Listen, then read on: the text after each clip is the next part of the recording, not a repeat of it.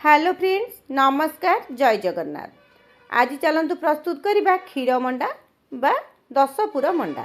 माणवसा गुरुवार हो कि सुदशा व्रत सबुथिरे एई मंडाटी घरे घरे समस्तंकर प्रस्तुत करा जाए। एई मंडा पई आमे दशपुर मंडा करिबा। दशपुर पई कौन कौन आवश्यक मध्य मु आपण मानकु कहि नेबी। एमती तुला भली नरम नरम पिठा प्रस्तुत करबा पई आशा करुची भिडियोटी को आपण माने संपूर्ण देखिबे आ गोटे थर निश्चय ट्राए करेंगे। अल्प दिन पर सुदशा व्रत आसूची घरे घरे प्रायतः समस्ते प्रस्तुत करेंगे। प्राय लोक घरे एमती धला मंडा बा सीजा मंडा हुए, आउ बहुत लोक घरे छणा मंडा हुए, जमती कि आम घरे छणा मंडा प्रस्तुत हुए। एठी देखंतु मु चाउल को 3-4 घंटा पूर्व गोटे गिना चाउल एठी बतुरे नेथिली। एबे चाउल रे अल्प टिके पानी देई चाउल को चिकण करी बाटिबा। पानी जगह आपण एठी क्षीर मध्य नै याकू बाटी परिबे। बेसी पानी देबेनी, अल्प अल्प पानी दे ताकू भल भाबे चिकण करी बाटिकी नै आसीबे। मु चाउल को 2 थर रे बाटी नेथिली आ ग्राइंडर जार को धोई के एठी टिके पानी दे नेली।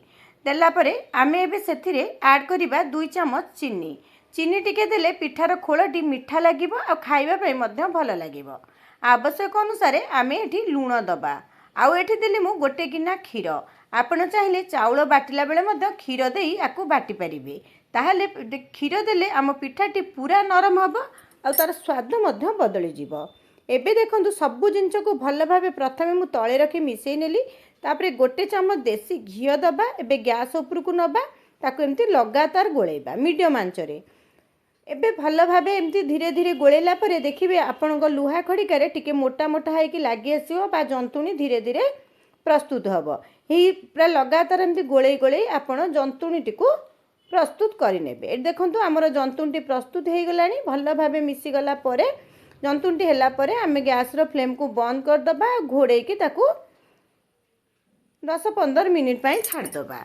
10-15 मिनिट पर आम चकड़ा। ये देखो दशपुर मंडा प्रथम तो 1 रे नड़िया दरकार, 2 रे आमको छेना दरकार, 3 एठी गुड़ दरकार। ये मु 7 प्रकार मसला रखी जमती अदा, गोलमरीच, दालचीनी, गुजराती, बड़ अलैच, लवंग आ श्रीकर्पूर। श्रीकर्पूर माने खाइबा कर्पूर। कर्पूर मुठी जेतिकी रखी सेतिकी पकेबिनी, बहुत कम परिमाण रे पकेबे, नहले बास्ना पूरा स्ट्रांग हो जिवो बा हार्ड हो जिवो, खाइबा पई भल लागिबोनी।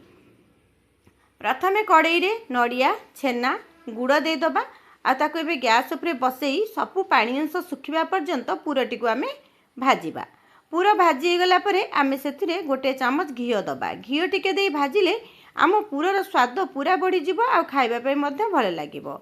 जो मसला को आमे गुंड कर रखिथिले ताकू मध्य दे गोळे नबा। गैस रो फ्लेम तो बंद कर सारिची। एबे आकू प्लेट को काढ़ी ठंडा हवा पई छाड़ीबा। जंतुणी हमर हल्का ठंडा हो गलानी। एबे ताकू भल भाबे चिकन करी चकड़ी नबा।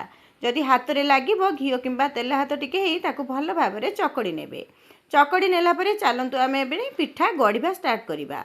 एठी पिठा गढ़िबा मु आपणक मन पसंद साइज रे आपण छोट बड़ बॉल सेमती नहीं जिबे, ताकू आपण एमती गढ़ी नेबे। हाथ रे टिके मु तेल लगे नेछि। देखंतु केते सुंदर भाबे गढ़ी हो जाउची। पिठाटी केते चिकन मध्य देखा जाउची।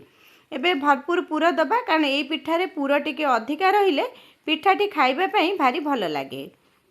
एबे ताकू भल भाबे बंद कर दबा। जदि अधिका जंतुणी आपणक थिबो ताकू टिके काढ़ी नेबे। एई हिसाब रे सबु पिठा गुडी को आमे गढ़ी नबा। एई थर सुदशा व्रत रे आपण एई रेसिपीटी को बा क्षीर मंडा बा दशपुर मंडा घरे निश्चय प्रस्तुत करंतु। समस्ते खाइला परे कौन कहिबे निश्चय कमेंट करिवे, कारण एते नरम हेतिला जे खाइला परे समस्त को पसंद आसीथिला। एठी देखंतु मु गोटे डिश रे पानी नेछि, तापर गोटे जाली रखिछि। जाली रे अल्प टिके तेल लगे नेछि। सबु पिठा गुडी को आमे एमती रखि नबा। टिके छाड़ी छाड़ी रखिबे, कारण पिठाटी सिजिला परे टिके फुली जाए। एबे घोड़े की 10 मिनिट बा 15 मिनिट पर्यंत आपण सिझिबा पई छाड़िबे। देखंतु पिठाटी केमती फुली जाईची, सेति पई म कहिली छाड़ी छाड़ी टिके पिठा गुडी को रखिबे। एबे ठंडा हो गलानी। ठंडा हला परे आमे पिठा गुडी को गोटे प्लेट को काढ़ी नबा। एई प्रोसेस रे आउ जहा बळका पिठा तिला ताकू मध्य चालंतु एठी सिझेई नबा। एबे सबु पिठा गुडी को एई प्रोसेस रे मु सिझेई नेबी। आ पिठाटी जदि आपण एई प्रोसेस रे करिवे पूरा नरम रहिबो आ खाइबा पई मते बहुत भल लागिबो।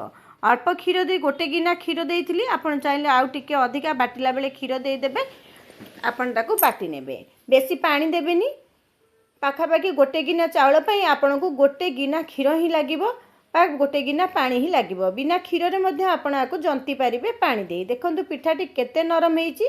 आशा करछि रेसिपीटी आपण मानकु भल लगी जदि भल लगी आउ थे कहूँ गोटे सुंदर कमेंट दवाई जमा भूलें सुंदर कमेंट दवा सहित वीडियो को गोटे लाइक करने। रोची नमस्कार जय।